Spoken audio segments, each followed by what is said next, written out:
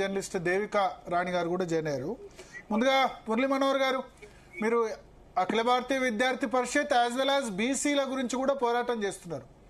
So ప్రధానంగా ఇక్కడ demand ఒక సైడ్ నుంచి ఆర్గ్యుమెంట్ ఏంటంటే బీసీలకు అన్యాయం జరుగుతుంది మార్వాడీల వల్ల, బిజినెస్ల వల్ల అని చెప్పి. వాస్తవం ఉందా దానిలో? ఉంటే కనుక వాట్ ఈస్ ది సొల్యూషన్? కొంత వాస్తవం ఉంది. ఎవ్రీథింగ్ 100% కరెక్ట్ కాదు, కానీ కొంత వాస్తవం ఉందండి. నేను మొట్టమొదటి ఏంటంటే, దళిత యువకుడు సాయి కిరణ్ మా కార్యకర్త. ఆయన సాయి కిరణ్ గాని, వాళ్ళ అన్నదమ్ములు అరవింద్ గాని, వీళ్ళంతా మా కార్యకర్తలు. సంబంధించిన భారతీయ జనతా పార్టీ కార్యకర్తలు. ఒక అబ్బాయి భారతీయ యువ మోర్చా కార్యకర్త. వీళ్ళంతా కూడా దెబ్బలు తిన్న వాళ్ళు, భారతీయ RSS రిలేటెడ్ కుటుంబాలు అవన్నీ కూడా. కొట్టిన ఆయనేమో SK జ్యువెలర్స్. SK జ్యువెలర్స్ ఆయన చాలా పొగురుబోతు, అందరికి తెలుసు, ఆ ఏరియాలో అందరికి తెలుసు. కనుక పిచ్చి పిచ్చిగా మాట్లాడాడు, మాట్లాడకూడని మాటలు మాట్లాడాడు, కొట్టాడు. వాడి పన్ను ఎరిగింది. మా సాయి కిరణ్ తర్వాత వాళ్ళ ఫ్రెండ్ని కొట్టారు, కుర్చీలు తీసుకొని కొట్టారు, వీడియోలో ఉరికించి కొట్టారు, బూతులు మాట్లాడు. ఇదంతా జరిగింది, నిజం జరిగింది. యూట్యూబ్ వీటిలో కెమెరాలో బంధించబడ్డాయి. ఇవన్నీ నిజాలు. SK జ్యువెలర్స్ వాడు కొట్టారు.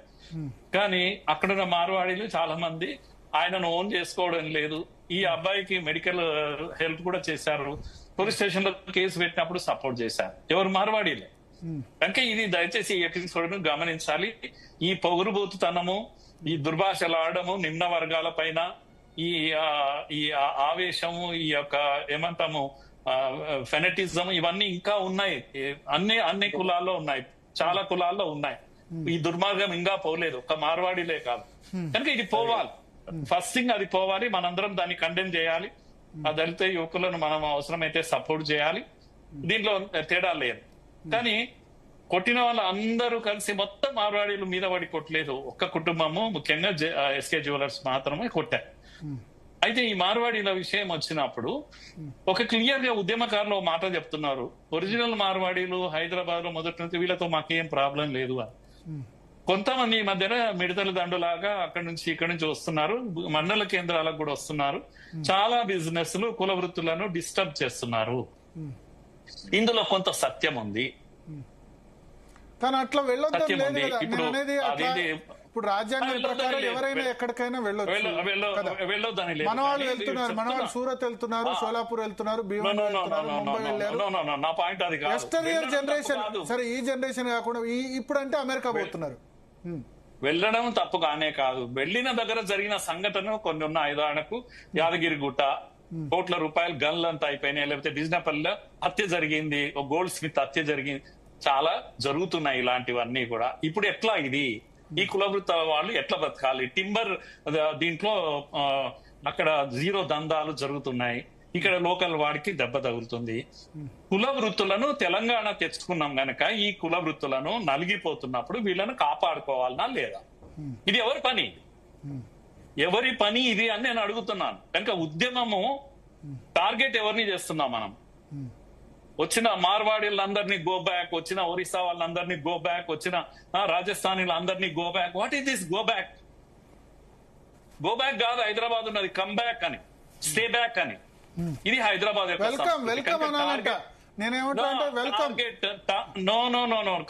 వృత్తుల వాళ్ళను, కుల వృత్తుల వాళ్ళకు జరుగుతున్న అన్యాయము నిజము. జీరో దందాలు చేసే వాళ్ళు కొందరు ఉన్నారు, అది నిజం. అది మార్వాడైనా, లేకపోతే రెడ్డి అయినా, లేకపోతే ఇంకెవడైనా అది తప్పే.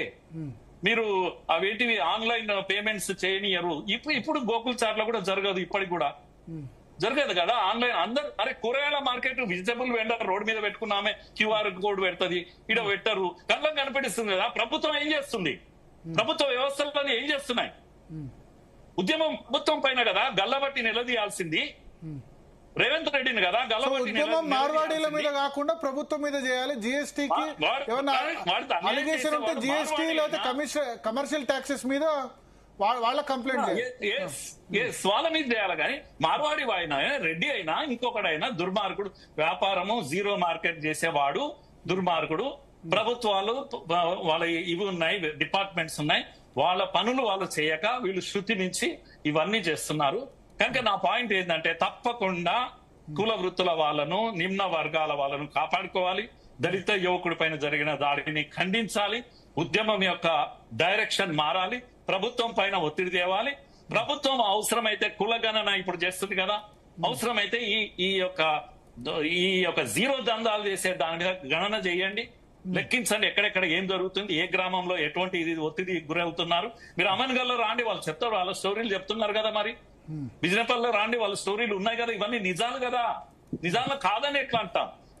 కనుక ఉద్యమంలో ఏదో ఒక వింతైనటువంటి శక్తి పనిచేస్తుంది, తప్పుదారి పట్టిస్తుంది. గోబ్యాక్ మూవ్మెంట్ లోకి ఇది సమయం కాదు.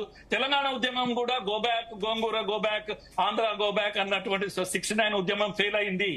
కానీ నీళ్లు నియామకాలు ఇడ్లీ సాంబార్ గోబ్యాక్ అంటే ఫెయిల్ అయింది. ఇది సక్సెస్ అయింది. నీళ్లు నిధులు నియామకాలు, మన హక్కుల గురించి మాట్లాడడం సక్సెస్ అయింది.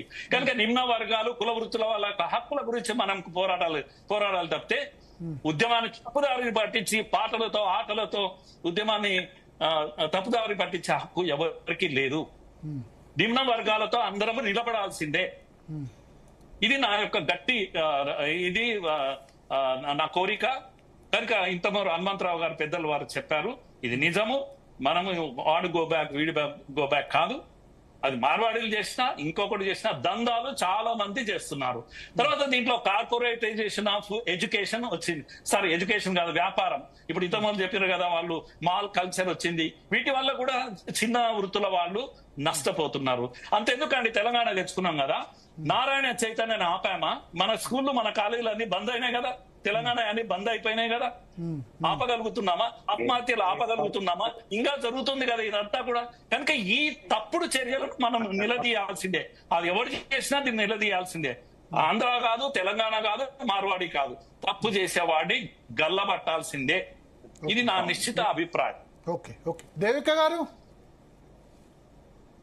భరత్ గారు నమస్తే.